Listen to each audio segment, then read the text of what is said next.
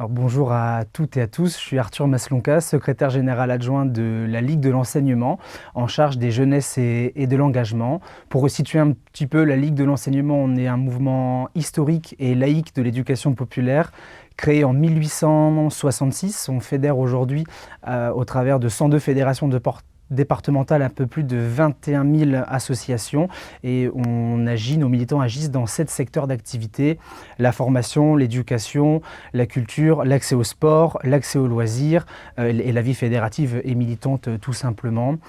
Je me sens profondément militant de valeurs fortes comme l'émancipation au travers de la culture, l'accès aux loisirs, aux vacances pour tous, par tous et tout le temps, tout au long de la vie. C'est un petit peu ce modèle d'éducation populaire qu'on défend.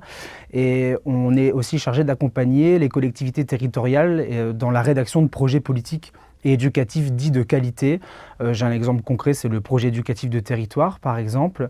Ce sont des initiatives locales qui naissent et qui mettent en tout cas les enfants et les jeunes en général au centre du projet, à travers des initiatives qui rassemblent autour de la table les acteurs de l'éducation nationale, les acteurs associatifs, les partenaires institutionnels, les parents et les enfants. Il ne faut surtout pas les oublier, c'est pour ça qu'on les met au centre de la table. Et je pense que la présence de la Ligue de l'enseignement, elle est essentielle dans ce débat qui est de créer justement une délégation municipale en charge des droits de l'enfant, tout simplement parce qu'on défend un modèle de société qui reconnaît les enfants et les jeunes en général comme un sujet de droit actuel. Les enfants ne sont pas seulement les adultes de demain, ils sont des sujets de droit qui vivent actuellement, qui respirent l'air qui est pollué, qui sont concernés par les crises énergétiques, qui sont concernés par les crises de logement, qui sont concernés par les questions qui nous frappent chaque jour. Donc leur redonner du pouvoir d'agir, les remettre au centre des décisions, ce sont des choses qui fonctionnent, qu'on a nous aussi testé à la Ligue de l'enseignement.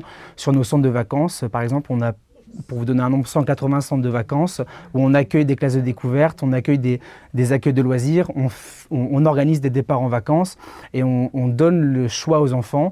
On élit des conseils municipaux de jeunes à l'interne dans nos séjours de vacances. Les jeunes enfants élus ont des délégations en particulier, ont le droit de discuter avec leurs camarades de projets qu'ils vont faire vivre et mettre en place le temps justement de ce séjour de vacances. Ce sont des choses qui fonctionnent. Alors pour tout simplement un monde qui écoute, qui respecte, qui protège et qui accompagne les enfants, la Ligue de l'enseignement se devait d'être présente ici, aujourd'hui, aux côtés de tous nos partenaires.